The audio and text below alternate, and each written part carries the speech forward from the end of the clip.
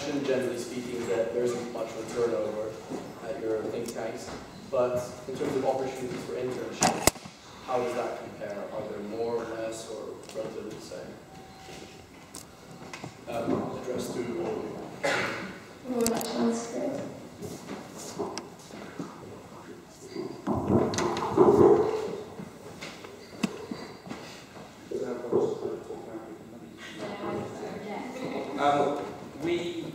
We have a variety of intern roles, we have events roles, we have development roles, and we also have research roles.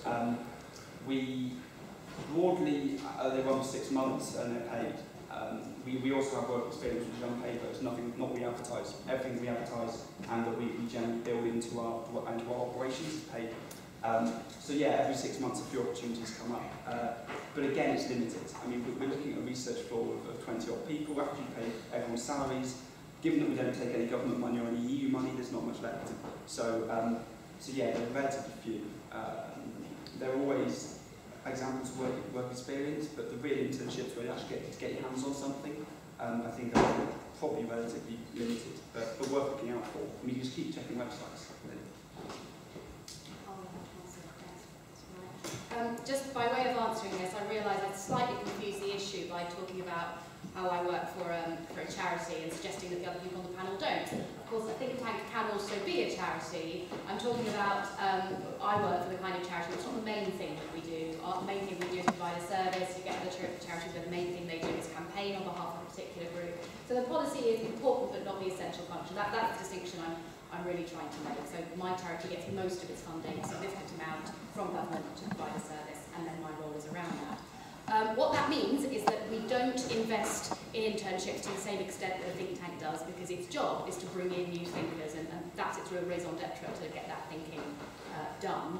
We tend to have opportunities in my charity on a fairly ad hoc basis. It's also the case that if you just write to a big charity, you know, they're normally desperate for the help. Whether or not that then means they can structure it in a way you're always going to find interesting, and whether or not they can pay you will depend on the charity's own finances and the position that they're in at the time. So there are some charities that I know have taken internally the decision that they will always fund internships, and if they can't, they won't offer them.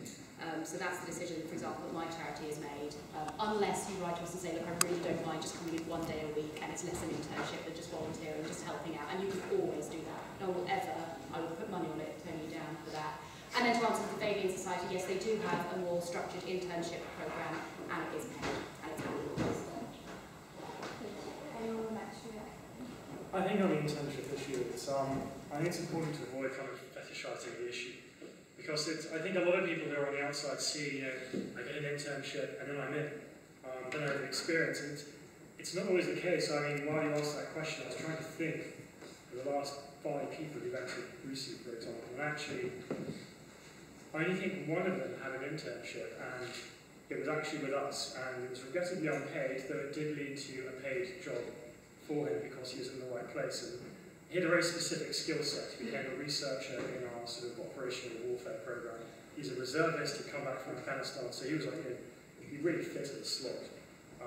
But actually, you know, there are other ways to get the experience, there are other ways to get the exposure than necessarily doing an internship. And if you can find a way of doing that, I think for the point I made about public exposure, if you can write some kind of venue and show an ability to commentate, to kind of get facts across. That can also make you very appealing, and it's something you can do kind of while you do a paid job somewhere else. So I wouldn't sort of denigrate an internship, but I'd sort of caution against assuming that it's the only way in, because a lot of them are unpaid. Regrettably, ours are unpaid. You know, I would rather it weren't the case, but sadly, you know, we don't have the resources to pay them. But you know, there are other ways in, other useful ways in. Come back in on the idea of the question, maybe obviously very different structures, but all think tanks are different because you come out to looking for a specific policy area.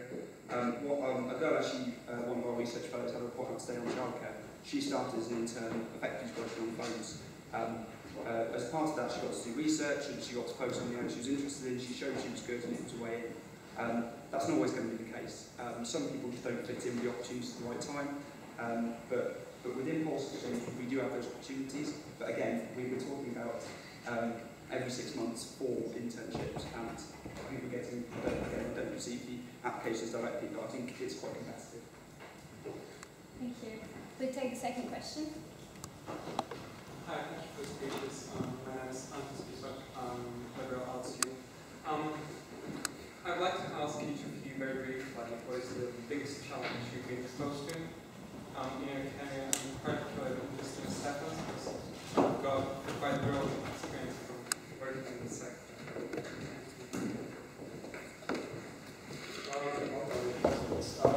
I think it's tax on important things.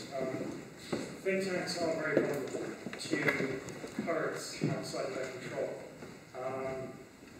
2007, 2008, the financial crisis starts, and a lot of sources of funding for think tanks started to dry up. There's philanthropic grants that we rely on, are a little bit less forthcoming with their cash. The private sector that would fund our events and some of our research, suddenly those budgets started to go down. Private donations started to dry up.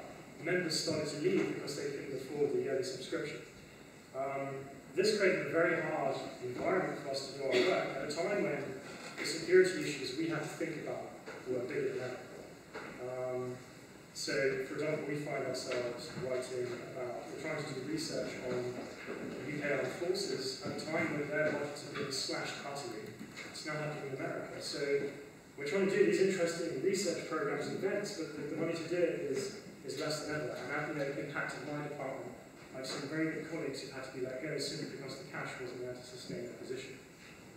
That's been a challenge because I think, like the rest of the private sector and like in government, you're still doing the same amount of work.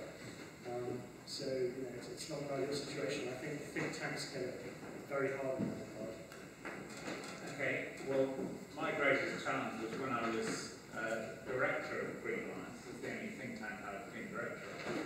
And it was, where's the money coming from? The answer was, it wasn't money. So you had to make redundancy and so on. That's not pleasant activity. But the other greatest challenge is one I'm facing now is to be in a think tank and to have strong ideas, but not to be a campaigner. The role of the think tank is not to campaign. And I've worked for campaign organisations as well, so I try to stop myself from slipping back into just sort of bashing the table and saying, this is stupid what X is saying. I won't mention what X is. Not Europe. There are some rather stupid things being said at the moment. So it is very difficult if you're in a think tank not to be too ideological and actually to base it on facts and analysis rather than on your ideology. I'm going to say exactly the same thing. Not that that's my biggest challenge, but it's absolutely true.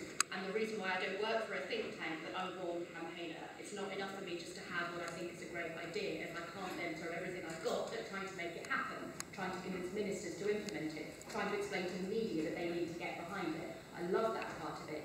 However, because I work in a context where public policy is as I said, secondary to what my charity does as its main focus, which is to deliver services, at times the decision will be taken above my head, but whatever our public policy message is has to be silenced for the time being because we're worried that our services have to come first. So either because we don't have the resources to really go 100% full throttle at the campaign that we want to launch, or because perhaps the minister in charge of our services that we're in discussions about that doesn't want to back the campaign. There are other considerations that do mean, even though I came to this job to do the campaigning, for whatever reason I have to go on hold for a little while because it's not the main function of what my charity does.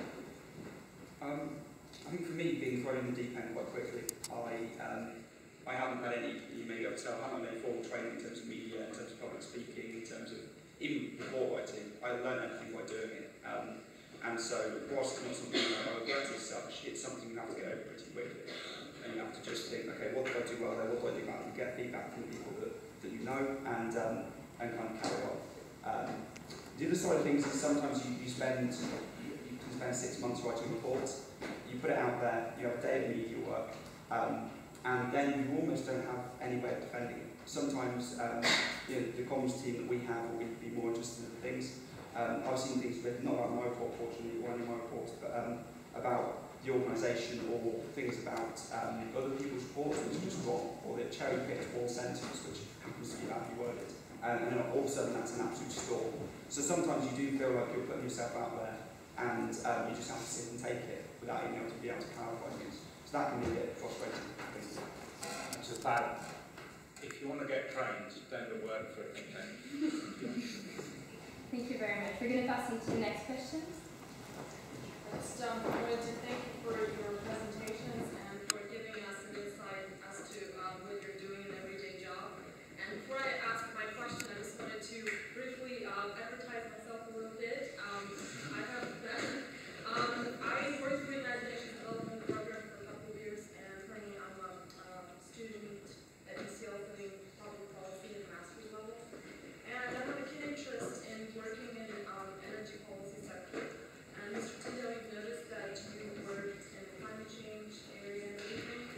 So my question was probably, what are the best sources of funding, what is energy research, and what think tanks, what are the hottest topics, and what's the deal about energy policy? And if you have any internship opportunities, I would be more than happy to know about them. Well, I suppose that's well, in terms of what is the main issue, in the UK and in Europe, the main energy policy issue is, I think, how is it possible both to protect the climate through decarbonisation and to provide affordable, reliable energy? And that is an enormous dilemma and no easy answer, which is why people I know have work to do, because it's quite nice that there's not an obvious answer. In terms of funding, well, both in the UK and in the EU, the public funding for research is drying up very rapidly. The energy companies, I should say, Centre for European Reform does get sponsorship from Shell, BP, EDF, so we have some energy companies very generously sponsor us, but not enough to do all the work that we want to do. And getting sponsorship out of energy companies is not easy, because energy policy is in flux Europe-wide, and they also have an awful lot of investment to make, and therefore they don't have, in their view, a lot of spare cash. So it's not prudent. That's why you don't work for this anymore, for climate change. Well, that's why, I suppose that's why I'm doing work on other things. I mean, I'm doing work on development as well, actually. And on the EU budget, on agriculture. So I have to broaden out from just climate change. Thank you. We're going to take them as 2 questions. And Katerina should write. Any questions? Vital these things like masters and postgraduate scheme is in terms of getting a job. Short answer, yes, very important, I think. Well, so I can only speak for my think tank, and what I know of the other competitive think tanks said that in my case I've felt like I've learned yes, they're important. Is that right? Well, there's an element of degree inflation, but I mean that's a whole other topic. I think the problem is that because so many people have them, and you get a raft of applications, it takes something absolutely exceptional to kind of compensate for not having, say, a master's or MSc. So I don't know if that's necessarily a good thing, but I think the sad answer is yes, that's just the way it is at the moment. I'd say that's the same if you want to do policy work for a charity that does something in particular. So because I work around the criminal justice assisted. It won't surprise you to know I'm a trained barrister. The person sits opposite me has a master's in criminology. I think at one point my team, which is small because as I say, we're not a think tank, so my policy team in an organisation of 1,700 people, there's 8 of us, we did once sit down and work out how many masters or other postgrad degrees we had between us, and there were more postgrad degrees than people, so that is fairly standard, I think.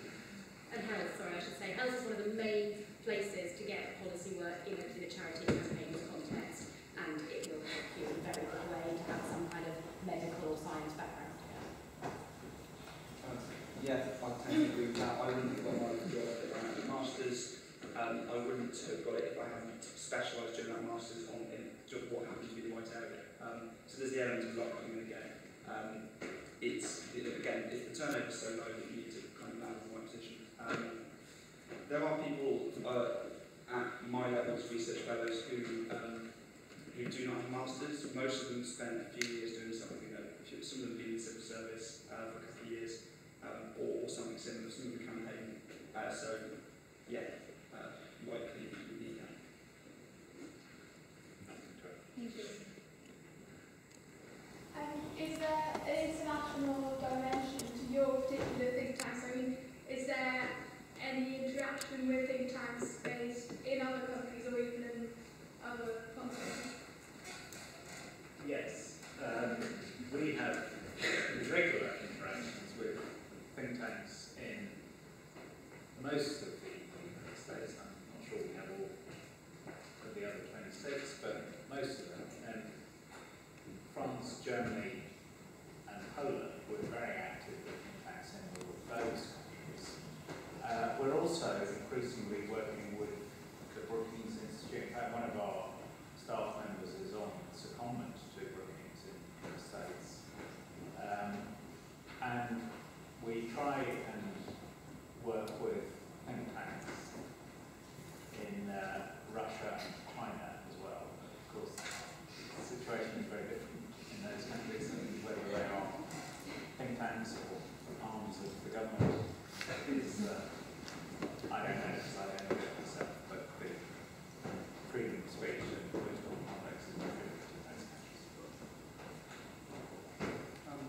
I would say, well, first, the majority of what we do is domestic policy. So we're interested in the countries when it's, comparing the systems and looking at differences that we can make important in the UK. So then we have certain networks of contacts, but I mean, we're talking about domestic rather than national issues, so less so. But I'm assuming that if you want to get involved in the things that would require that kind of thing, then they come together. If you're focused on domestic things, then only when they do something you find interesting. But one of the criticisms I would have with UK public policy, and this is not only the policy exchange, because they do some good comparisons, but generally, in the UK, if a politician comes up with an idea, they think they have to reinvent the wheel. They never think, let's look across the channel and see how they do this in France or Germany. Heaven forbid that the Brits might actually learn something from those Europeans. So look at Sweden, granted. But I mean, in my area, when Chris Hume was Energy Secretary, before he resigned for other reasons, he announced that local government would be allowed to sell renewable electricity. And the debate was all, well, how can we do this? Sounds a great idea, how can we do this? Well, in Germany and Austria, we did that for donkey's years, and leading the transition to renewable electricity. And how much debate about that was there in the UK? Very little. I'll tag on just briefly. It depends if you're talking with think tanks and kind of working with way or looking forward for interesting things. Childcare is the best example. I think where everybody's looking at anything apart from what we're doing, so it's be working over here. So I think yeah, it depends if you're talking about policy or talking about actually interactions with think tanks and very kind of direct way, quite different things. If you're lucky, your institute does both. So, for example, recently some of my colleagues, to my continual frustration, senior management of RUSI are kind of always in this faraway country where they email contact. So my director's just come back from DC. A few colleagues were in North Korea.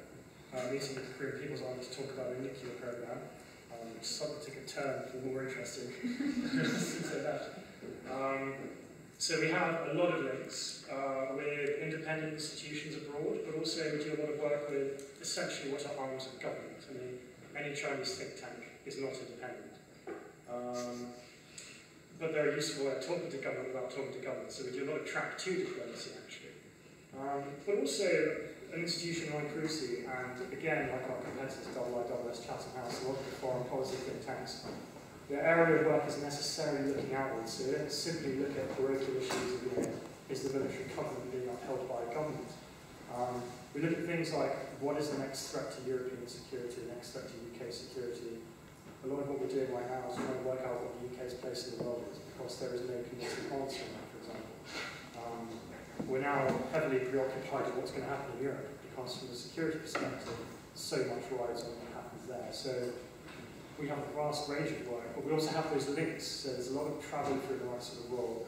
Or you could be like me, where you're stuck in the Whitehall office most of the time and get the occasional triple, but nowhere near as much as, say, some of our research. So again, it depends on the institution, and then depends on what kind of role you have.